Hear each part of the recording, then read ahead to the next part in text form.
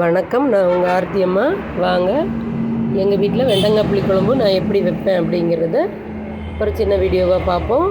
ஒரு 4-5 பேருக்கு ஒரு 1/4 கிலோ வெண்டங்காயை நல்லா கழுவி எடுத்து சின்ன சின்னதாக வெட்டி வச்சுக்கிட்டு, ஒரு 100 கிராம் சின்ன வெங்காயத்தை வந்து எண்ணெயில் நல்லா வணக்கி எடுத்து வச்சுக்கோங்க.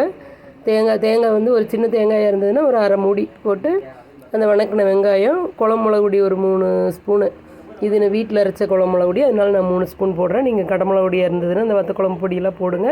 2 ஸ்பூன் மட்டும் போடுங்க, அது வெங்காயம் மடிக்கு கொஞ்சம். அதனால் இதை அரைச்சி எடுத்து வச்சுக்கிட்டு ஒரு பாத்திரத்தை அடுப்பில் வச்சு எண்ணெய் ஊற்றி கடுகு கருப்பில் போட்டு சின்ன வெங்காயம் வரமிளகா போட்டு நல்லா வணக்கினதுக்கப்புறம் அரிஞ்சு வச்ச வெண்டங்காயம் எடுத்து உள்ளே போட்டு நல்லா எண்ணெயிலேயே நல்லா வணக்கிடுங்க.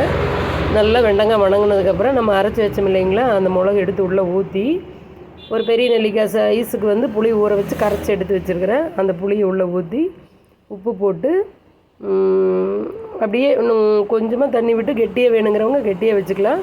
எங்கள் வீட்டில் கொஞ்சம் தண்ணியாட்ட தான் நான் வைப்பேன், ரொம்ப கெட்டியாக வைக்க மாட்டேன், ரொம்ப தண்ணியாகவும் இருக்காது, மீடியம் சைஸில் வைப்பேன். அதனால் உங்களுக்கு எப்படி வேணுமோ இந்த பக்குவத்தில் அந்த பதம் பார்த்து கரெக்ட் பண்ணிக்கோங்க. அப்புறம் கரெக்ட் பண்ணி உப்பு போட்டு ஒரு மூடி போட்டு நல்லா கொதிக்க விட்டுருங்க. நல்லா கொதித்ததுக்கப்புறம் கொஞ்சம் சிம்மில் அடுப்பு குறைச்சி வச்சுருங்க.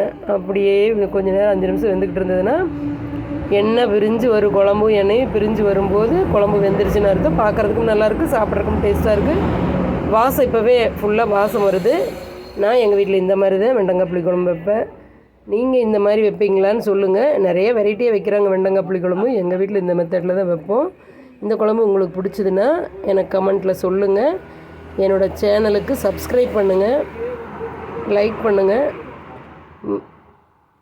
மீண்டும் அடுத்த வீடியோவில் இதே மாதிரி ஒரு ரெசிபியோடு சந்திக்கிறேன். பாய்.